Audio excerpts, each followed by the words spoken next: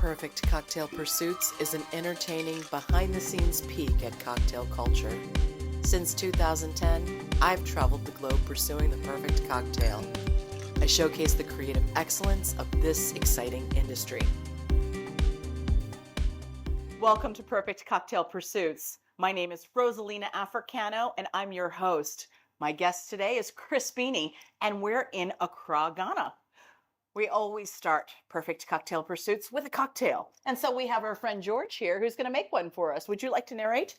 Of course. So it's called a Duke of Earl's Teapot Punch. Please, tell me about it. Right, so we're currently in number 10 Restaurant and Lounge. It's Yes. a relatively new spot in Accra, Ghana, in Lebanon. Right.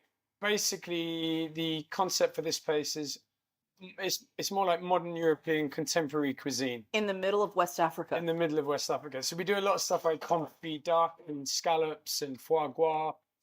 Oysters. Some nice meat. It's basically, the cocktails here have quite themselves a reputation. I helped set the place up. So number 10's been on the map for about 2 or 3 years now. It, fortunately enough, got featured on the 50 best discovery list. So they have the main 50, but then they have discovery in other parts of the world that don't get the limelight on them as much. You know, it's funny. I really like the 50 discovery list because I can go to some obscure places. Yeah. And I don't know where to start. And it didn't even occur to me to go check the discovery list for Accra, Ghana. Like, I assumed that the cocktail culture wasn't quite on the map yet. Yeah. And I am so wrong. So we're quite lucky, actually, because 4 of the discovery list are based in Ghana, of which 4 I've actually managed. Let's list the 4. So the 4 are number 10. Number 10 here. La Baracha. La Baracha, I've been. Yeah, and then a speakeasy place called Front Back. I look forward to going. And then a Japanese place called Santoku, which is at the airport. So, is this the place with sushi? Yes, it's there. Yeah, I didn't realize it. Restaurant. It is stunning. And again, when you're in the middle of West Africa, you are not expecting sushi. You don't expect, and they've been doing it, but they've been perfecting it for the last 10 years. It is really a lovely place. Actually, I think the chefs from Nobu originally came over to consult on the project. So no wonder the place is spectacular. Yeah, unfortunately, no, it really is. Yeah, it is. It's very nice. And fortunately enough, I've at some point been at all 4 of the named establishments. Consulting. Yeah, consulting or working as in management or at, like a profession of some description. Yeah, either a consultation or I've been there as a GM or I've worked on the bars. Yeah. Well, before we get too deep into our conversation about you, let's find out what's going on with this cocktail. How are we doing over here? So basically, this is called the Duke of Earl Teapot Punch, and it's made with a Earl Grey tea infused Grey Goose. Wow. Creme de pêche. Earl Grey tea infused Grey Goose. Yeah. Creme de pêche. Creme de pêche. Some bitter orange marmalade. Some orange bitters. A little bit of fresh mint. Let me pour it. And some fresh peach on fresh top. Fresh peach, although, yeah. There's some peach shavings in here and some fresh mint as a garnish. Give you a little pour. Thank you. And then I'll do the same for here.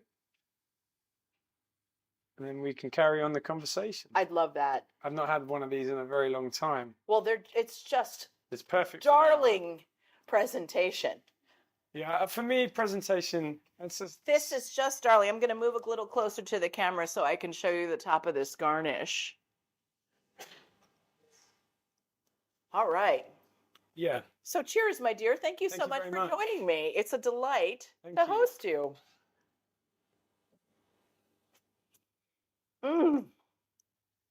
The peach just covers the palate and also the sinuses. It's delicious. This is one of the top 5 cocktails in number 10. I see. This is a delightful cocktail, and I love the charming way in which you served it. I really like the clear teapot. Yeah, it's so cute, but they're hard to find. I bet they are. Yeah. How does somebody like you find their way to Accra, Ghana? I think basically when I first got to this country, which is about 12 years ago now. Yeah. So 2011, I think. I was managing some restaurants in Notting Hill in London. One of them was a restaurant, but the owner was quite a celebrity. His dad was a Michelin star restaurant owner. Got it. So it actually gave me a lot more opportunities because whenever I went for jobs or I belonged to a headhunting organization, they would throw jobs my way, more so than if I didn't have his name on my CV. It was quite a good introduction. And I actually turned down a job at the Harvey Nicks bar at the Oxo Tower in London. And I remember my opening shift was for, I think it was like Elton John, and they're having like a private function there. And Okay. thrown in the deep end to work on this. It was a trial shift, and I just remember it was beautiful. It's a stunning place, but I felt like I couldn't make the contribution that I was making in my previous restaurant. I got more involved. This felt like a bit more of a machine where everything was just ready and I couldn't do anything to create anything new. Oh, I like to fix things as well. So for me, it was just like I was going in there and being a part of the machine. Right. So I turned down that job, and then obviously the recruitment agency kept passing stuff my way. And then eventually they said, we have a job for you, and it's not in this country. And then West Africa, they said it's in West Africa. I'd never been on the continent before. And then my friends basically encouraged me because like after graduation, I went straight to work, whereas my friends, they took the year out and they traveled, which I never did. So I got this opportunity later on in life to explore working in another country, and I ended up in Ghana. And I'm still here 12 years later. That's fantastic. Yeah. I think the reason was because when I got over here, I was aware of the project I was working for. Originally, it started as a sports bar. And I'm not the kind of person that works in a sports bar. I didn't want to. But it was changing hands. And essentially, I was just running it into the final. It was basically the last 6 months of this sports bar. So I took over, tried to familiarize myself with the country, try and work out who the suppliers were, who the people were. And eventually, I had to come up with a theme that was more relevant and more to date with where Ghana was heading.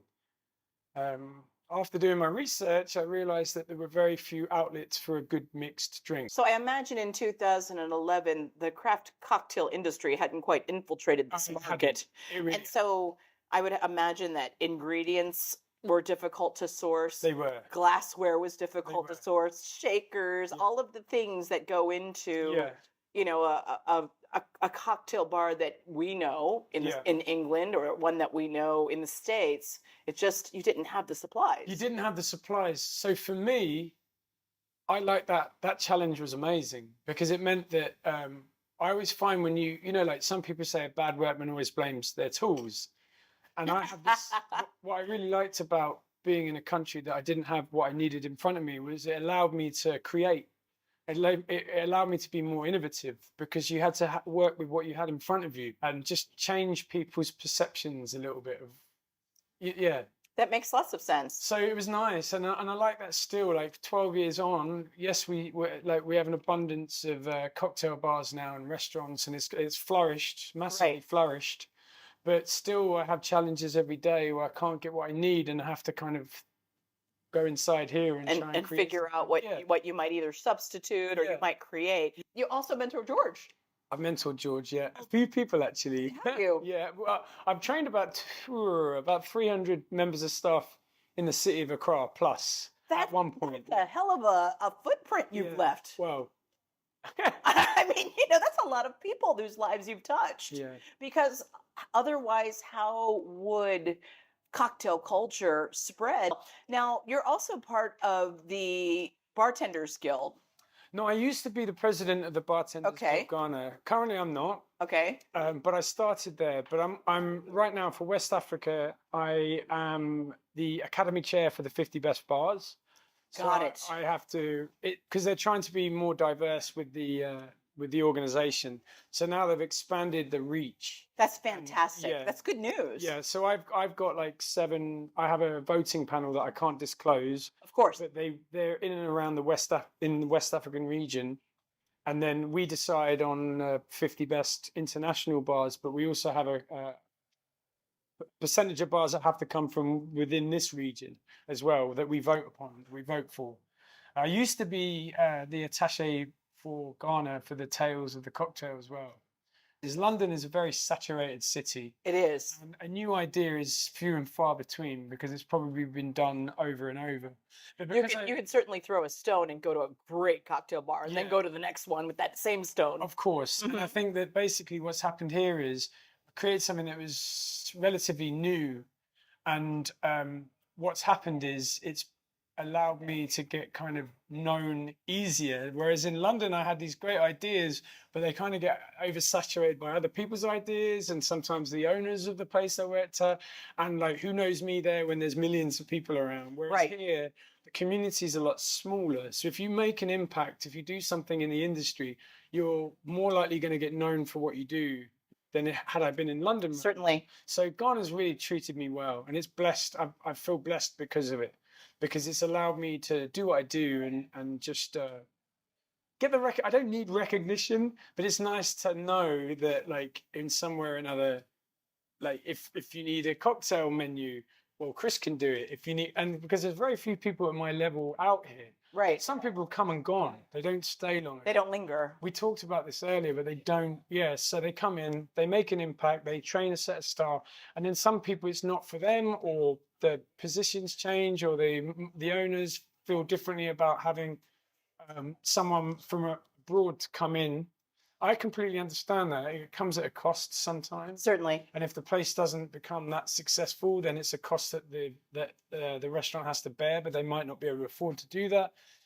And you know, the fancy cocktail with that Yeah. vision that comes along with that fancy cocktail may or may not sell in this market. So you have to be very thoughtful Yeah. about price points. You have to be very thoughtful about whether or not your audience, regardless of tourists, regardless of locals, that you're going to move your product, Yeah. because there's nothing worse than a whole beautiful back bar not selling. Yeah. And I think that basically I've learned that lesson myself. Right. What happened is when I first came to Ghana, I have to be honest with you, I was incredibly arrogant. Like I felt like, well, I can change, like I can change the face of cocktails yeah, like, and all of yeah. I came in with that attitude. Right, I was right. sitting there saying we've got, like there's a lack of cocktail communities here, and I'm like, yeah, we're gonna have this bar, and it's gonna be amazing, and I'm gonna do this, and I had like smoke and mirrors and just anything I could throw at it. But that was that had a lack of understanding of the people that were patronizing these accounts. Right. That's just arrogance. And then I humbled myself as time went on.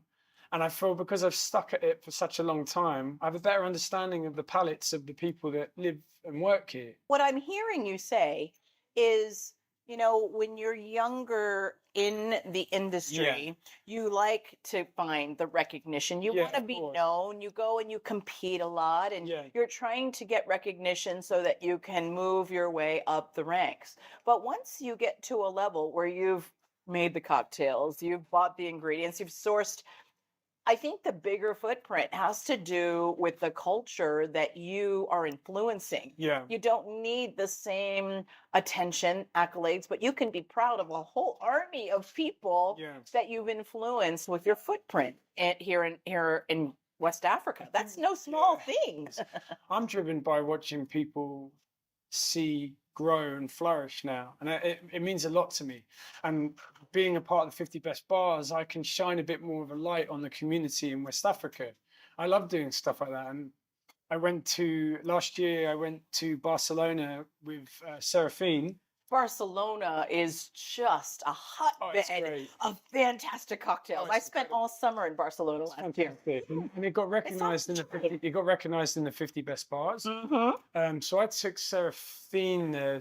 Basically, they started a new scholarship program. It's the Blend World. It's affiliated with the 50 best bars, and during that time, I got Serafina to apply. Little did I know that there was about 800 applicants, and she made it to the final 3. That is unreal. Yeah, and she's a young lady of Accra. And that must fill your heart too. Yes. You know what I mean? It's like that's really where the fuel for your passion comes from now. It's more the influence than, hey, I make a great No, cocktail. It's amazing. And what I liked about it the most was this young lady who basically started her career at Lavaracha. So she's very new to the game, but then the scholarship's all about taking slightly less experienced they've got to have 3 or 4 years experience less. Right. So it's not for the tried and tested bartender. Right. It's for the people with. Well, it's funny because I did chat with Seraphine and she said she had been playing with cocktails for like 2 months. Yeah. And she placed as a runner-up Yeah. in this Beefeater contest. Yeah. And then George Little here. did we know that George Yeah. hit first place in that same contest. His cocktail was based on sustainability with Beefeater. Yeah. And he placed first. That's no small accomplishment. So this was a Ghana contest. Okay, However, got you. we have had a few people from Ghana who have successfully entered international competitions and have placed first. Okay, So got you. one of them was for Remy Martin, and that was in Cognac in France. And 1 year, a Ghanaian guy here, David, he came second in that competition. And then the following year, someone that he'd helped mentored and I'd worked closely with as well, they won first against Americans, Europeans. They placed first. Good name. His name's Terry. He currently works for the Bacardi portfolio now. So, That's fantastic. and so yeah, he won, and he's not the only one. So I try as much as I can to be an ambassador of this part of the world. And really, like I said, the scholarship happens again this year, and George and I will be trying to get him in the Excuse me. Nice. And George did us the favor of preparing a raspberry beret. I had no idea that I was coming all the way to West Africa to enjoy a raspberry beret. Yeah, a Prince-inspired cocktail. Cheers. Thank you very much. That is delightful. And that's an easy drink, easy to enjoy. Yeah, but very strong at the same time. It may not seem it, but there's a lot of booze going on in that drink. Thank you for warning me because it goes down really gently. Thank you, George. It's a delight. It's more important to you to mentor and to bring other folks locally along in the cocktail industry. And I'd love to talk more about that and some of the people that you'd like to highlight. Yeah. I think basically what happened was when I came out here, my challenge was to set up, to create a cocktail bar. There wasn't really much of a scene back then. I think generally the hotels were kind of known more for doing cocktails because obviously they had a more international following. But basically what happened was I had this opportunity to convert this sports bar into a sort of cocktail-led environment. So I had 6 months with the staff that I'd picked out at the time, which is more than most people get for training before a bar opens. I mean, the reality is when a bar opens, you've got very limited time. You got maybe 2 weeks. Yeah, 2 or 3 weeks. Before you have your soft opening. Exactly. Mm-hmm. But fortunately enough for me, they were building the place inside from scratch. So I set up camp in my house, and I took the 6 staff members at the time. Basically, I created a classic cocktail menu recipe that we taught over 6 months. One of the students was a cleaner. This is actually where the whole story begins. He was a cleaner of the sports bar, and basically he showed enthusiasm to come and work on the bar. So I put him as part of the training program for the new bar that we were opening. When we opened, he was incredibly bright, incredibly infectious. He's, charming, very charming, and full of confidence. Right. I mean, this was a cleaner at the former restaurant. Right. He got so good that there weren't many brands taking note then, but one particular brand was Pernod Ricard. And they saw what kind of skill set he had, and they got excited by him that they offered him his own TV show. Yeah, so it was on GH1, or it was like a local channel. Right. And where he would do kind of cocktail creations from the bar, shot to the audience. Right. And then I remember a lot of people saw what he did. His name's Theo Nyamache. They liked what he did, so they started phoning in the show and asking to be trained by him. That's just wonderful. Yeah, well, it gets better. So basically, he started doing it from his own house, started training and mentoring a lot of people from his house, and then eventually, Pernod Ricard took him to Sweden, to see how a vodka was produced, Absolute. At that point in time, bar people weren't recognised. It wasn't really recognised more as a profession. It was more like a hand-to-mouth job. Eat what you kill. It pays the bills. That's right. I eat, and we're done. And then I think that when he took that flight to Sweden, people started realising that it could potentially be a career for them. That it was a Not only a profession. career, but there's much more going on beyond your own establishment. Yeah. And when you start to network within the establishment and you start to get to know other people, really your next move is only limited by your imagination.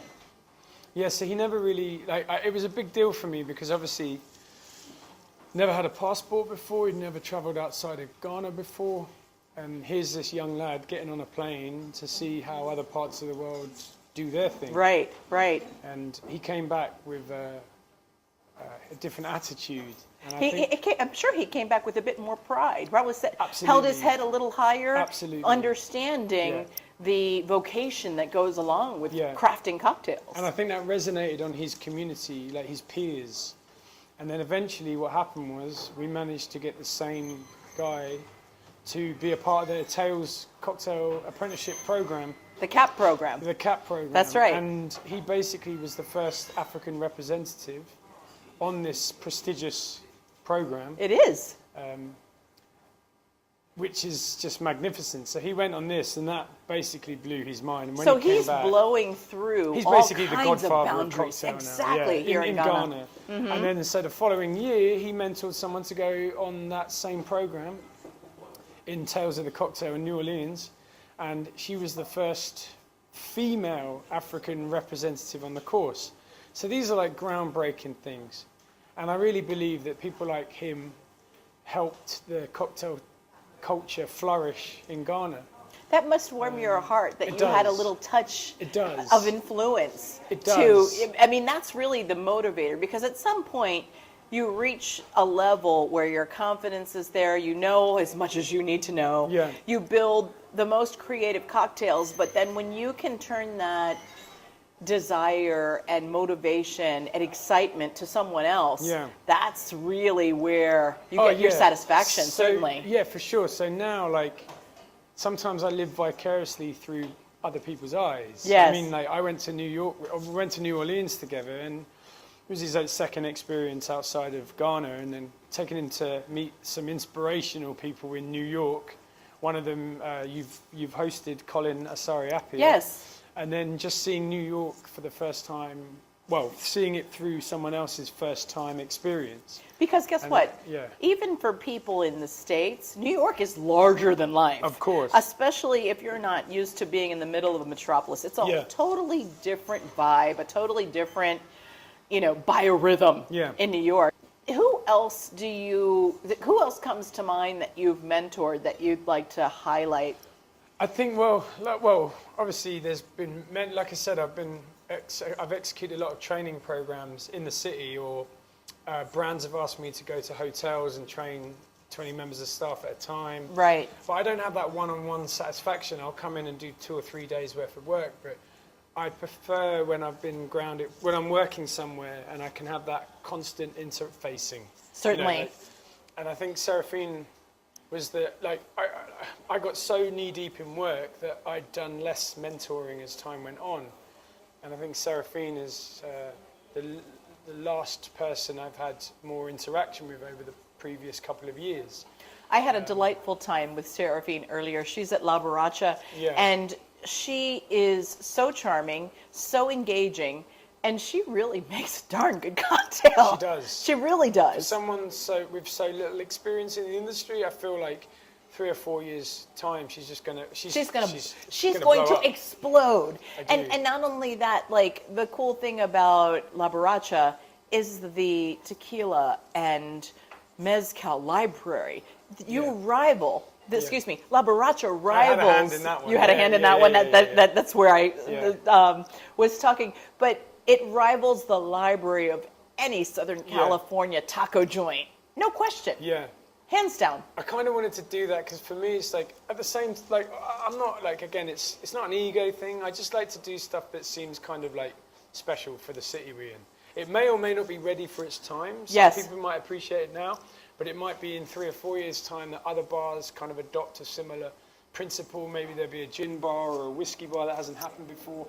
And I can look at Laboraccia and be like, well, we kind of started that movement there. Like, it's not, but again, for me, I like to create. And I was going to say that must stimulate your creative juices to bring, because let me tell you, walking into La Barracha was like, what mirage did what Southern California mirage did I just walk into? It was magical. Yeah. And I came the other night and I enjoyed, a margarita and tacos, and those tacos rival Southern California tacos, and that's not easy to say. It's not easy. That's not an easy thing to accomplish. That's right, especially in West Africa. Yeah. So I'm really proud of that. For me, it's just been to say I did that. Exactly. More, like for me, I'm easily pleased, pat on the back, and I'm good to go. Right. But for me, like I said, it's not so much about the establishments I've helped kind of set up. It's more to do with the people that I see progress and become. We've got staff members now that are working in Dubai. Like there was a gentleman from Laboraccia who's now based in Dubai, and one guy I didn't have a particular hand in. However, this particular person was mentored by the guy from the TV program. Right. And now he's in the Cayman Islands, rocking it out there. And like these opportunities weren't imaginable 11 years ago. You just couldn't imagine that this job would take you across the world. Exactly. But also there are more brands investing. And like 12 years ago, you had like 2 choice of whiskies, and now you can buy stuff from Japan, and that wasn't available then. And I wouldn't, like Laboraccia has nearly 140 different bottles of mezcal and tequila, and it's mind-blowing. Yeah, and like we never had those products at hand. I remember back in the day when I first got here, if I wanted a 100% agave tequila, it was literally Don Julio and Patron. You had 2 choices, whether you liked it or not. Right. But now I've noticed liquor stores in town expand their range, especially tequila. So they're obviously looking, paying attention. But more brands are coming in. More brands are offering competitions for bartenders, whereas before there was no kind of prizes. Now they're offering trips abroad. Trips to Tales, trips to 50 best bars. 50 best. Those are fantastic motivators. Yeah, and but not only that, they're offering very good prizes. I mean, I won't go into the details of it, but some of these prizes can potentially pay a person's rent for the entire year. That may not seem a lot to some people, but over here that's a massive deal. It means a lot. It means it's a huge deal. Yeah. And so, I've seen wages increase. I've seen what I started here 12 years ago versus now. And it's like, because now these guys are the professionals. Before, they weren't. The attitude 11 years ago was, I can do what they do, click the fingers, ask for a beer, and then the beer comes. But the attitude now is the experts behind the bar. That's right. And the customer, rather than being so kind of cliquey and demanding, they're sitting back and they're asking questions. They're actually treating the bartenders like human beings. Whereas How about before that? It was like, you make me a drink, I pay. Bring me a beer. But now it's like, what are you doing? Why are you doing that? Like, Yes, why yes, are you yes. adding egg whites? Or why have you... And to be honest, that's really what I like about a Yeah. cocktail bar. I can go out to any cocktail bar. I can sit at the bar by myself, Yeah. and I can never feel alone because the service staff who's here is very engaging. I ask questions about ingredients, especially people who are really interested in Yeah. something unique. Yeah. And the folks behind the bar like to tell the story. It was never like that though at the beginning. So I get for it. Me, it's nice to see. It's nice to The see evolution. The evolution, and Accra's broadening. We've got more bars than we've ever had before. We've got different types of categories of bars. We've got craft bartending.